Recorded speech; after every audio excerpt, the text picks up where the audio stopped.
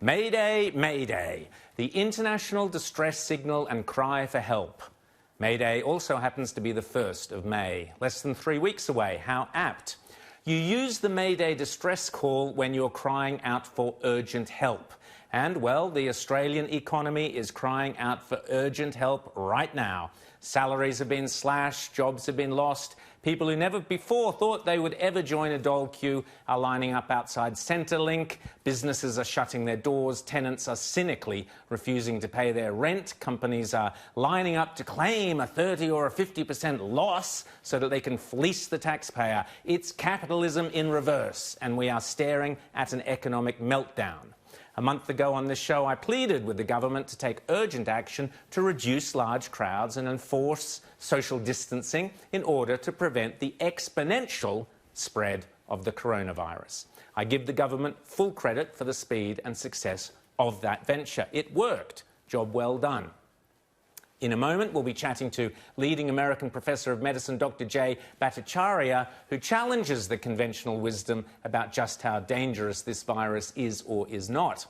But at this point in time, the real Mayday, the real SOS, is for our economic future. The government has gone far beyond what I or many others envisaged in terms of hibernating the economy. Far too far, I would say, although, of course, I do understand the principle of preparing for the worst-case scenarios.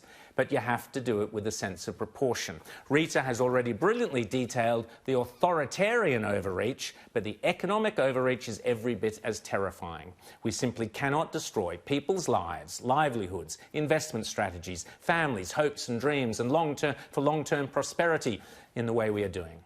And I shouldn't have to repeat the warning that so-called deaths of despair, whether through suicide, poverty, homelessness, loneliness, the cold, and so on, can all be the direct result of high unemployment and economic hardship. Recessions kill too.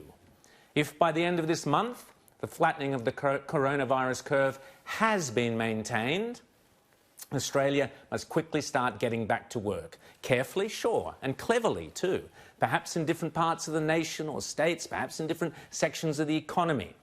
With social distancing restrictions continuing, absolutely. But May the 1st must be our goal to start reopening Australia. The lovies will all say, oh, don't ease the restrictions too soon. But of course, they all have steady jobs and aren't facing financial ruin. We must rapidly rebuild our economy so that we are stronger and more resilient than before, not weaker. We must not allow our children to ever be put in this vulnerable position again. Personally, I believe that the majority of Australians are smart and responsible enough, give or take the odd buffhead, to understand that by continuing with social distancing and other measures after the shops and businesses reopen, we are saving and preserving jobs. Mayday. Stick it in your calendar, Scott. Let's get back to work from May the 1st. Mayday! Mayday! Mayday! Mayday? What the hell is that? Mayday? Why, that's the Russian New Year. You know, we'll have a big parade and we'll serve hot hors d'oeuvres. Now, we've chatted on this show before about the various ideas to make China pay for its negligence and responsibility for the global disaster of COVID-19.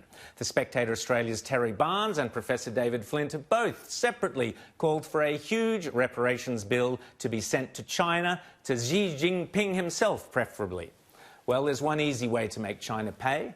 In light of the success of social distancing, there's a new concept floating around: economic distancing. I'm indebted to Palki Sharma from India's WIO news network for informing us that the Japanese government has responded to, or indeed retaliated against, China for the virus crisis with a $3 billion scheme encouraging Japanese companies to economically distance themselves from China, subsidizing them to move their factories back to Japan, or indeed to move them anywhere but China. Last year, because of Trump's trade war, some 50 American companies have already exited China, and it is expected now that many more will do so out of the need to protect and diversify their supply chains. We must do the same. After all, it's not as if there aren't plenty of other countries on our doorstep who would love to have our business. India, Thailand, Vietnam, Indonesia. Tony Abbott has long been saying the answer to the China problem is for us to get closer to India and Japan. China chose to unleash this mayhem by covering up and arresting those doctors who warned about it right at the beginning, and then lying to the world about how contagious it is. China, despite years of urging, still allows the repulsive Wuhan and other wet markets to continue, knowing that this allows bat viruses and other diseases, contagions, to spread to humans. Social distancing is helping protect us from the coronavirus. Economic distancing sounds like just the ticket to help protect ourselves from that other deadly Chinese pathogen, communism.